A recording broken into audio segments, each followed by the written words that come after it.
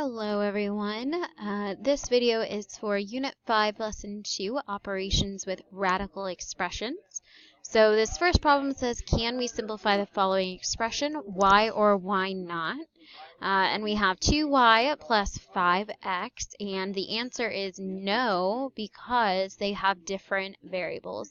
So when we talk about these variables, what we mean is that this is standing in for one specific number. So if I had like 5x plus 5x, or 5x plus 2x, if I had that, I'm multiplying 5 and 2 by the same number. I just don't know what that number is.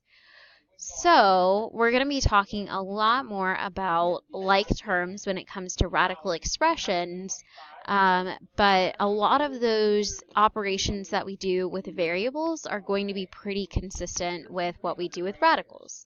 The only difference is sometimes you are able to simplify radicals in ways that you can't simplify variables. So something that is really helpful to have throughout this whole unit is a chart of perfect squares. You can make one on your own. If I don't have one handy, I just write it out and do exactly this. I write 1 squared, well, I don't really need 1 squared is equal to 1, but I would write like 2 squared is 4, 3 squared is 9, and all of these numbers on the right hand of each of these equations is a perfect square. And this is really helpful because what you can do is look for factors that are perfect squares, and if you've got those perfect squares in front of you, it's just easier. So this first problem says 4 times the square root of 7 plus 2 times the square root of 28. I cannot add these because they don't have the same radical. I have a 7 and a 28. However, you're not going to get a problem where they don't want you to do anything. So one other helpful tip is that if you can't simplify one of them at all, like this 7 is a prime number, I know I can't factor any perfect squares out of that. So I want to see if I can split this other radical into 7 times something and hope that it's going to be a perfect square. So instead of 28, 28 is the same thing as 7 times 4. I know that it is, but I'm going to check it anyway. Double check your work. Yep, 7 times 4. So what I can do is rewrite this so that instead of the square root of 28, I can rewrite it so that it's 4 times 7. So then there's a rule that you should have covered in the last lesson that says if you have the square root of 4 times 7, then that's equal to the square root of 4 times the square root of 7. So I can split that up into 2 different square roots, and then this square root of 4, that's a perfect square because it's on the right side of that one. So if I take the square root of 4, that's going to give me 2. So I can rewrite this as 2 times the square root of 4 is 2, so 2 times 2, square root of 4 becomes 2, times the square root of 7, simplify 2 times 2, and I get 4 times the square root of 7 plus 4 times the square root of 7. And just like if I had 4x plus 4x, I add the coefficients and get 8x.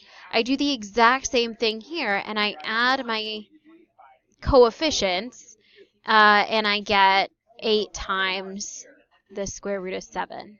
And that's how I would solve that problem. And that would be completely simplified, and you don't want to approximate because approximate answers aren't exactly correct, and math always wants the exact correct answer.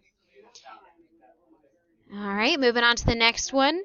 So this one, neither one of these are prime numbers, so I can't do exactly what I did that time and kind of look for how I can make them the same. So looking at these, you have to just figure out what perfect squares you can factor. 34, I think, is divisible by 16. 32 divided by 16. It's going to work. I know it is. I just don't trust my mental math. Yep. So I found 16. You could also factor a 4 out, but then it wouldn't be fully simplified, so you would have to factor the square root of 4 out and then another square root of 4 out, and it's just easier to factor out a 16.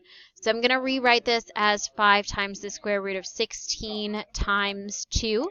So I rewrote 32 as 16 times 2. And then I have 4 times the square root of 18 is the same thing as 9 times 2. So then 5 times, split this up into 2 square roots. Square root of 16 times square root of 2 minus 4 times the square root of 9 times the square root of 2. Square root of 16 becomes 4, so 5 times 4 times the square root of 2 minus 4 times square root of 9 becomes 3, so 4 times 3 times the square root of 2. And then 5 times 4 is 20, so I get 20 square root of 2 minus 4 times 3 is 12 times the square root of 2. And now I have the same radical, same square root, and so I do 20 minus 12, and I get 8 square root of 2. And then that's the final answer for that one. This next one, come on. No.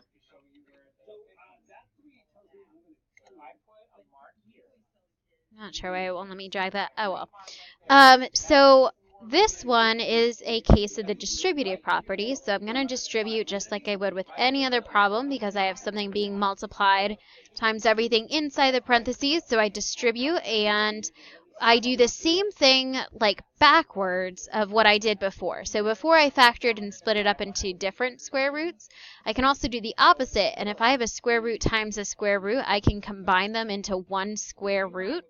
And 2 times 6 gives me 12. Now, I cannot do that if they're not both in square roots. So when I multiply square root of 2 times 5, that is just 5 times the square root of 2. That 5 is not in a square root. I can't multiply them and combine them. So then it might look like you're kind of done because our radicals are different. However, I can rewrite this. I can factor out a perfect square from that 12 because 4 is a factor of 12. So I can rewrite this as the square root of 4 times 3. I can't simplify square root of 2. So square root of 4 times the square root of 3, split it into 2 square roots. Square root of 4 is 2 times the square root of 3 plus 5 times the square root of 2. Now these radicals are not the same, so I can't combine them, and that is going to be my final answer. This next problem is a little bit misleading because of that square on the outside. So remember, if you have a binomial, which in this case it is still a binomial because you've got two terms being multiplied by itself. So it's a binomial squared, so you have to multiply it all out using FOIL. You can't just square the square root of 11 and square the minus 2. You have to write it out. So it's the square root of 11 minus 2 times the square root of 11 minus 2. The nice thing is that if you have the square root of 11 times the square root of 11, you can combine them into one square root and get the square root of 121, which we'll see in a second will just cancel out and just become 11. And then first outer, negative 2 times the square root of 11. Inside is going to be the same, another minus 2 square root of 11. Can't combine those. And then finally, minus 2 times minus 2 gives us plus 4. 121, square root of that gives us 11. Minus 2 square root of 11 minus 2 square root of 11 gives us a total of, no. Hang on. I don't know why it just decided to close itself. All right, we're back here. So square root of 121 is 11. If I subtract these 2 minus 2 gives us minus 4 square root of 11 plus 4. And then I can combine that 11 plus 4 and finally get 15 minus 4 times the square root of 11 as my final answer. So that was a case of multiplying a binomial by itself. Conjugates are the opposite. So you may have noticed that when I multiply the square root of 11 times the other square root, the square root just cancels and we end up with just 11. And then we also multiply the last terms, and when we multiply the last terms, you're just multiplying that term by itself.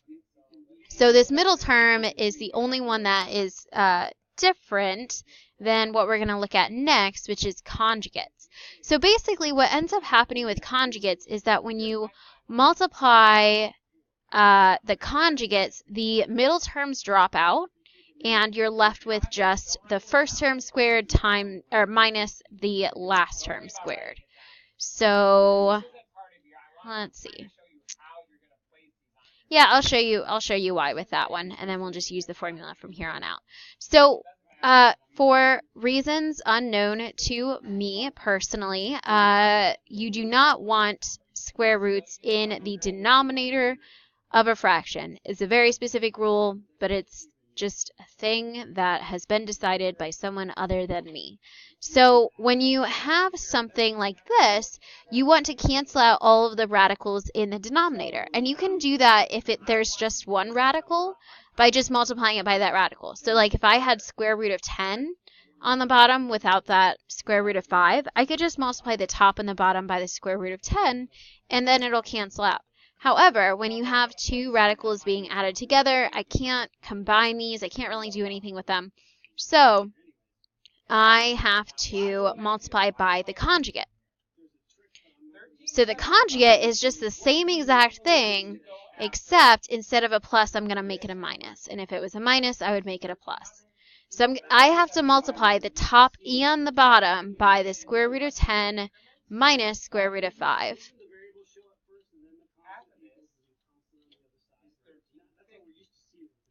So for that, in the top of the fraction, I'm not going to simplify that quite yet. I'm just going to write negative 3 times the square root of 10 minus the square root of 5. And I'm going to leave that there for now.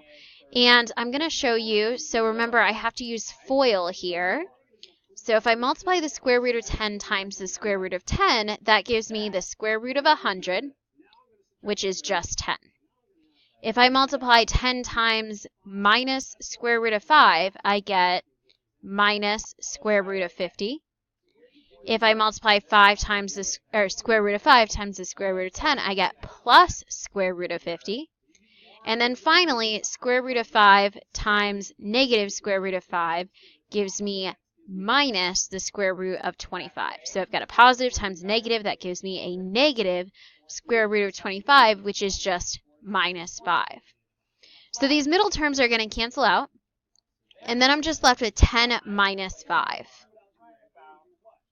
Which, I guess I don't really need to write 10 minus 5 again. 10 minus 5, why is that doing that? 10 minus 5 is just going to give you 5. So then, our last step is just distributing that negative 3.